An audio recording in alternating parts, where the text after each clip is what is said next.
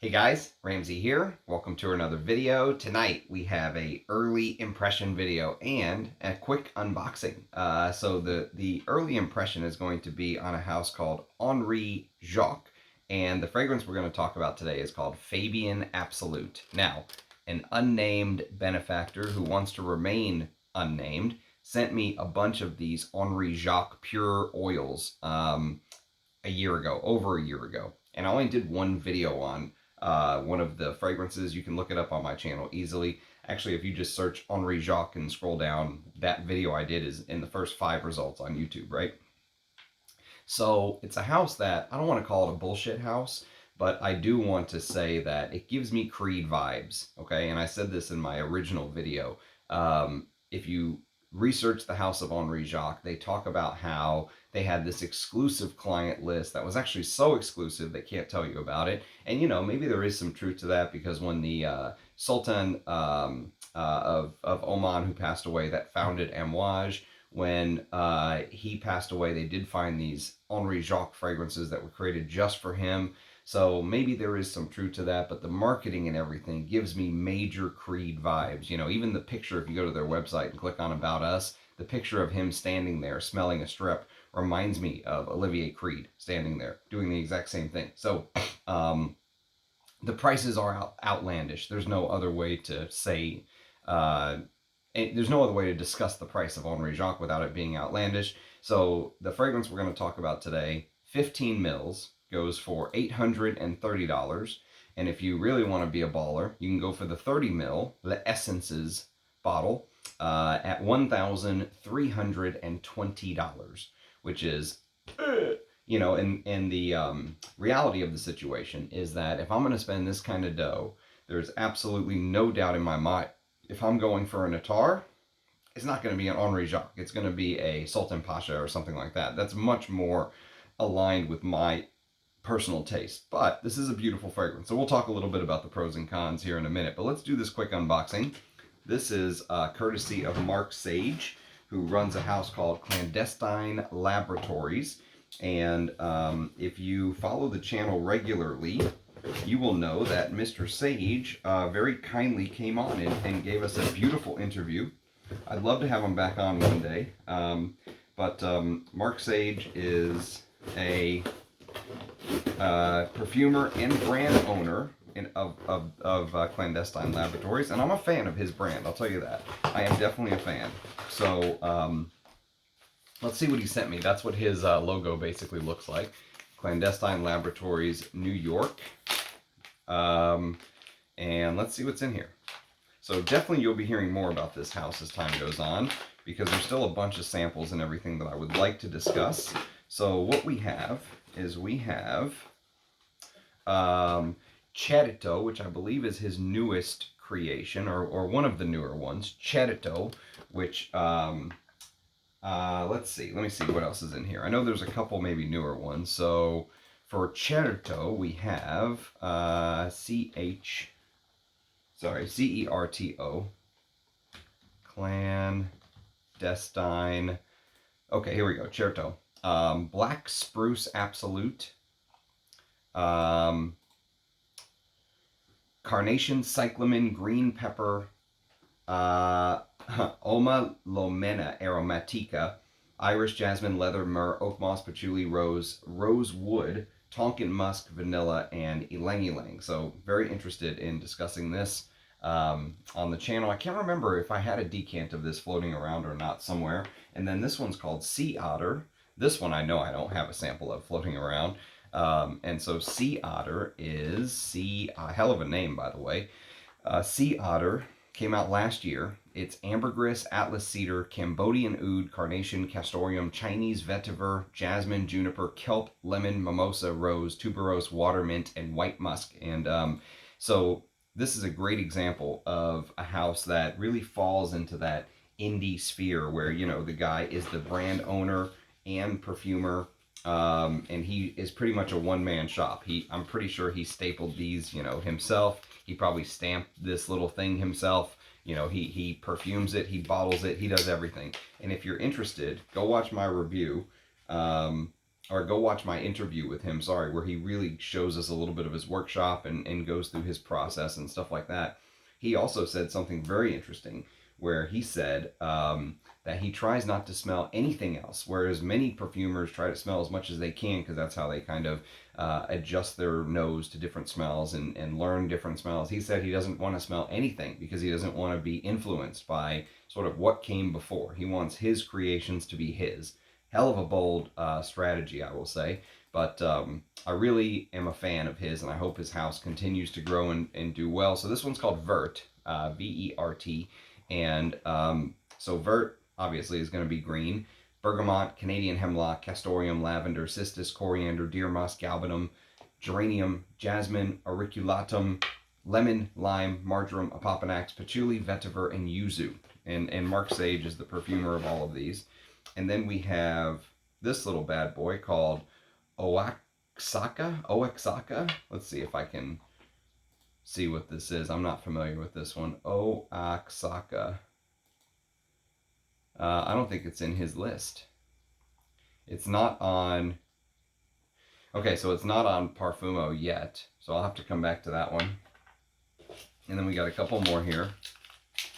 We have Lockdown, which I think is another one.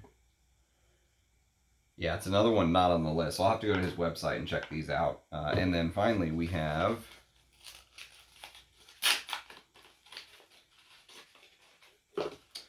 Pool Boy. So Pool Boy, I think I've sniffed before. I might have a sample floating around.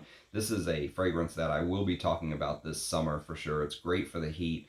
A lot of very interesting fruits. One thing about Mark Sage is he likes to do things a little bit different. And so here he uses things like passion fruit and guava, lemon iced tea note, stuff like that to make it an interesting sort of hot weather scent. I find many hot weather scents are boring, and that's why a lot of frag heads kind of just overlook them. But he at least tries to make it interesting. So shout out to Mark there. And then we've got this. I have no clue what this is, by the way. Here's his business card. So Clandestine Laboratories. There's his logo. Clandestine Laboratories, New York. Mark Sage. Again, I'd urge you to go check out that review that he did, or his interview. I don't know why I keep calling it a review. His interview was fantastic. What is this? What are you? Ah, that's what his full bottles are packaged like. Very cool. I have never seen this before.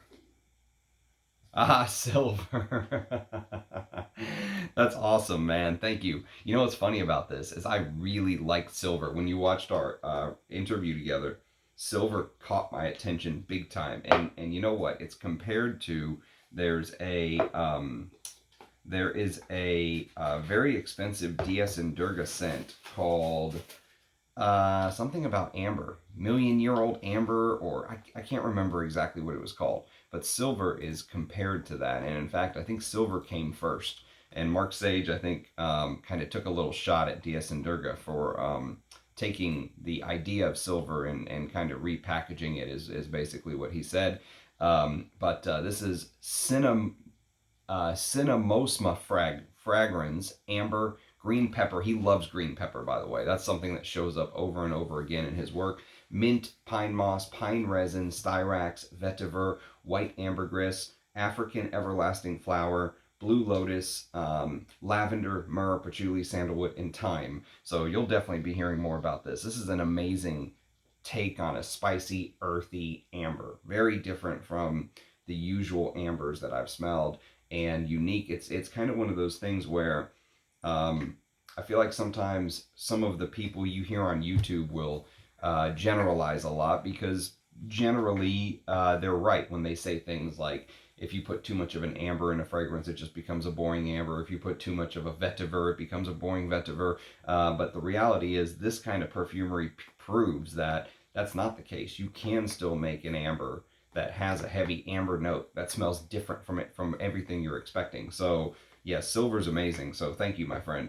The other Clandestine Laboratory that I actually really enjoyed was Assam, which I believe unfortunately is basically discontinued. I reviewed it on the channel. His Assam Oud captivated me. I thought maybe the batch that I smelled that had 50% of the oud in there felt like it had too much saffron, but then whenever I smelled the one that had the proper amount of oud, it really kind of felt like it came alive and it all worked together. I really enjoyed the smoky animalic sort of side, and there's green pepper in there as well. So Mark Sage is the green pepper man, but thank you, Mark. That's very, very kind of you, mate. And it's a brand you will be hearing more about on the channel, I promise. Okay, so let's talk about a brand that probably no one is asking for these reviews. That's not true. There are people who are asking for these. And you know what? It's not fair to bash the fragrance um, just by the fragrance itself. So if you just take all of the marketing BS out of it, all of the, you know, unbelievably high price tags, the sort of bourgeoisie, royal, I'm better than you pictures, and the highest quality oils and all this stuff, and just talk about the fragrance. The fragrance is good, okay? My problem with Henry Jacques is my BS detector really starts going off when I start looking at the brand and thinking about if I had $830 or 1,000, what did I say it was from the Henry Jacques website? It was $1,320 for 30 mils. If I had $1,320, would I spend it on this? And the answer was hell no. I mean, I just wouldn't. But that's not fair to the fragrance itself because, you know, it is a good fragrance. So here's kind of the scent. So here's how the scent is described by Henry Jacques. They say that it's a green chypre, that in the top you get bergamot, green leaf, and mandarin. In the heart you get violet, den el oud is what they say. I don't know. And palmarosa from Brazil. And in the base you basically get oak moss, musk, and sandalwood. And you know that breakdown is fair. Now this is a very slightly vintage. You know, think about the 70s and 80s masculines. There's a little bit of that going on, but it is a beautiful fragrance, to be fair. If you just took it out of context and you just blindfolded me and said, Ramsey, smell this, I would say, wow, that is impressive. It's very, very good. And I'd say, wow, that may even be full bottle worthy. What is it, $100? And you'd say, it's actually 13 times that. And I'd say, no. But, you know, if this was $100, it would be worth it. So it opens up with this very bitter, tart, almost acidic green-like smell. In a way, if you ever kind of smelled the inside of a plant or a tree, like have you ever picked like weeds in the front yard? And you know how some weeds easily just kind of come out of the soil? They just come out whole. And then some weeds you try to kind of, the roots are more dug in and they've got all the prickly parts on them because they don't want you to pull them out.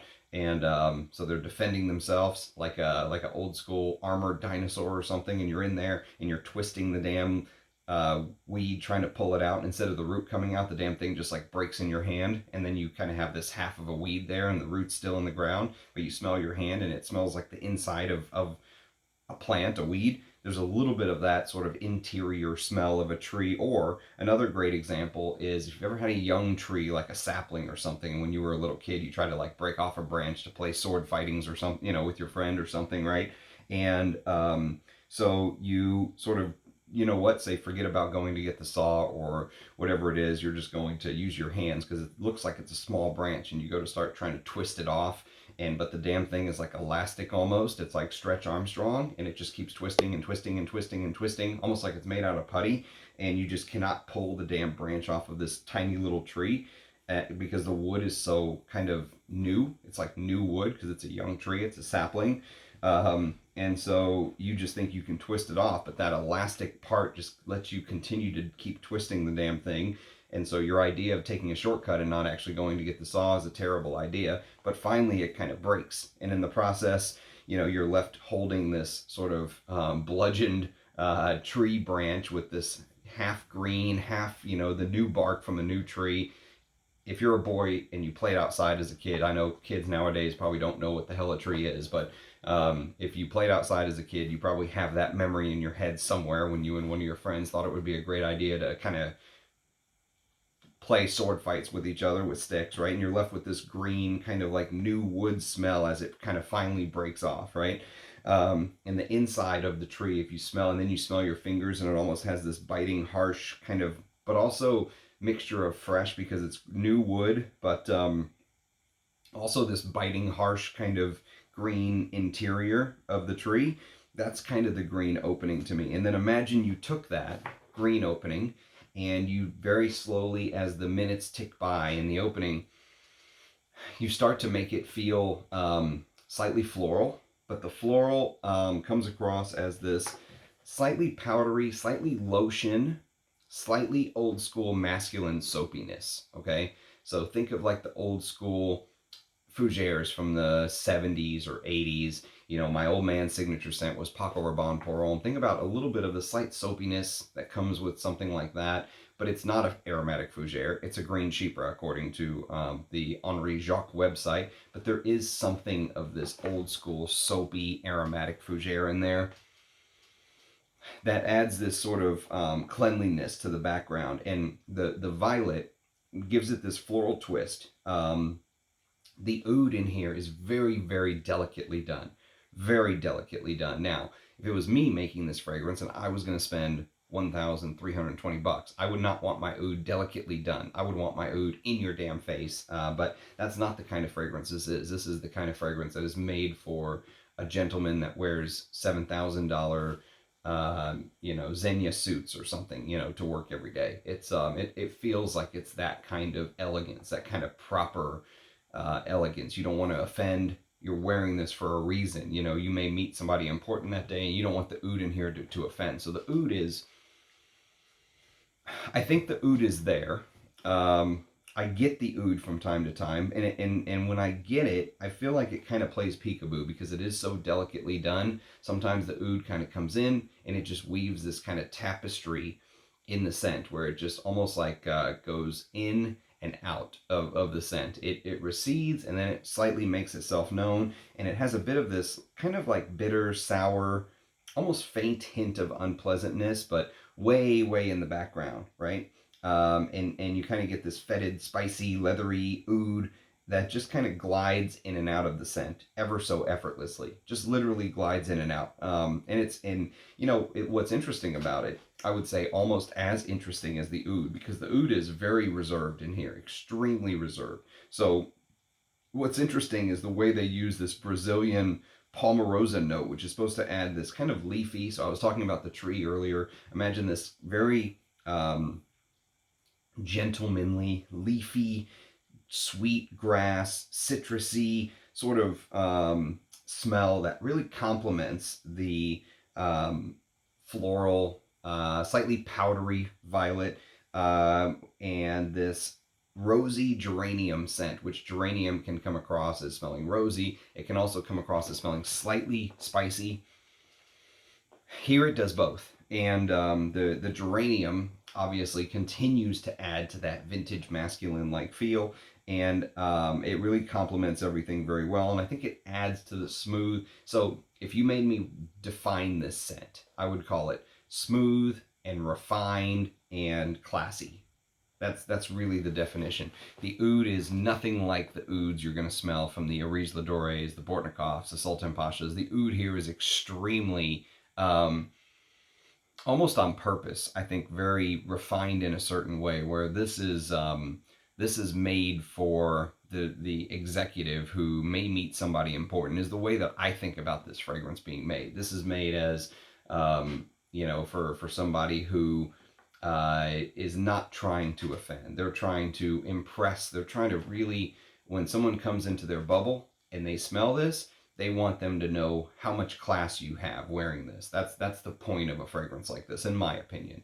Now, the downside to that is that the Drydown is pleasant. It's pleasantly musky. It turns ever so creamy on my skin and almost lotiony. So that lotion note that I mentioned earlier, the soapy lotion freshness, amplifies a little bit more into the Drydown on my skin, and it becomes more sort of traditional mossy quality. It stays with that traditional masculine type feel. Okay, the quality is fantastic. It is. The quality is very good. The smell is beautiful. It's beautifully blended. Somebody in one of the comments, I can't remember if it was Fragrantica or Base Notes. I don't think there's anything on this in Parfumo. I don't think anyone wrote anything on it. Nope, no one did. But they mentioned this, Esencia by Loewe, and the green gives you an idea. There's definitely a green tilt to Fabien Absolute, if you will. And you can see I still have another couple drops here where I can wear it one or two more times to bed or whatever it is. But my problem is, and pulling this out is a great example. I mean, I hate to downplay a $1,320 fragrance, but for me, I get just as much enjoyment and pleasure wearing something like this. I mean, this was just one example. I mean, there's a lot of other green style fougere slash chypre creations that you could wear that would give me just as much joy without me dropping that kind of cash on an oil. And if I am going to spend that kind of money on an oil, at least in the place where I'm at in my journey now, and if you go watch my review of the original Henry Jacques, I made it a big point about how I didn't like not being able to spray because it was my routine and blah, blah, blah, right? That has changed a lot, especially ever since I've gotten into Attars, thanks to Sultan Pasha. Since then, Sultan Pasha has come on the channel. He's talked a little bit about his Attar making process and all that good stuff. And I've really fallen in love with Attars, and I can't wait to discuss the Sultan Pasha sample set with you guys. Maybe we'll do a live stream where I can try some of those live for the very first time. That would be a cool live stream, I think. There's just so many scents. There's like 32 scents in there or something.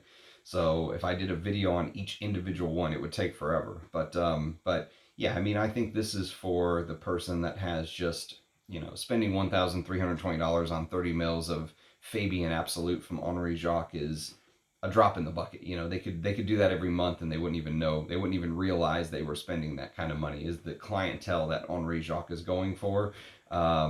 So it does have this fougere, chypre blend, if you will. It does have aspects of both. But, for me, if I'm going to spend this kind of money, I want to be wowed. And especially now that my oud,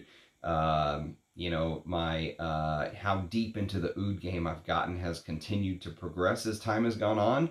The oud in here does not impress me. I would like it to be much more turned up for my personal taste. So that's where I'm going. Sultan Pasha, he really makes things that fit much more my personal taste now. But for someone who grew up wearing polo green, or somebody who grew up wearing the original Calvin by Calvin Klein, or those kind of vintage style fragrances, Georges Jules, or if those are like your classic scents and you wanted to wear a modern Attar style fragrance. And see, that's the other problem, is this house just feels like they when Russian Adam really explained to me all of the intricacies that go into the making proper style Indian Attars, which he did the history of Attar, Indian Attar collection, and we talked a little bit about Henry Jacques in the process. I don't know what they're doing. I don't know how their process is. I don't know if they're just making pure perfume sans any alcohol and charging these crazy prices. It certainly seems exorbitant for what you get, for my opinion. But on the other hand, it's beautiful. And if this is your thing, and this could be like your signature scent, and you have that kind of money, I mean, it's all subjective. Monetary wise, it's all subjective. Do I think it's worth that? Hell no. I think it's overpriced by a value of 10. But is it a good fragrance? Like, would I wear it? If you gave it to me, would I wear it? Hell yes, I would. It's a beautiful, masculine, easy to wear, proper, professional, elegant, classy type scent. And it just has those little twists here and there that keep it slightly interesting. I like how, for a classy scent, I like how they kind of did everything. But I mean, this would be one of those things where there would have to be like a specific occasion in my life. Like I was meeting the CEO of my company or something. I was like, okay, I'm going to wear something specifically for that occasion. But other than that, every day, if I wear some sort of an oud scent and people don't like it, fuck them. You know what I mean? I could give two shits. I wear perfume for me.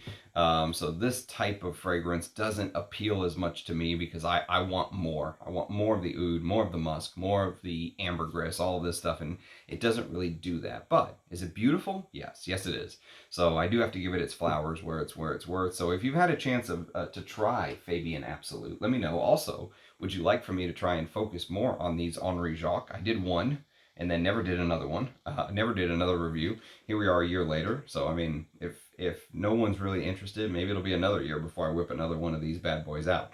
But, it is a quality house, just greatly, greatly overpriced to my to my way of thinking. So anyways, let me know your thoughts on the house, and if you've had a chance to smell Fabien Absolute in the pure perfume, I would love to hear your thoughts. They also sell eau de parfums now, I believe, and I think 75 mils of the eau de parfum of Fabien Absolute is $830. So even the eau de parfum is unbelievably expensive. Why? Why is the eau de parfum of this $830? Why? Explain that to me. I would love to know why. My guess is it's just the aesthetic of the brand. It's the Creed effect is what it feels like to me. So anyways, that's my thought. Love to hear your thoughts in the comments as always. Thanks for Mark Sage. Thank you very much for the bottle of Silver Mate and the beautiful samples. I will be doing more reviews of your stuff on the channel soon. Thank you to everyone for watching. Cheers as always, and I'll catch you next time. Bye-bye.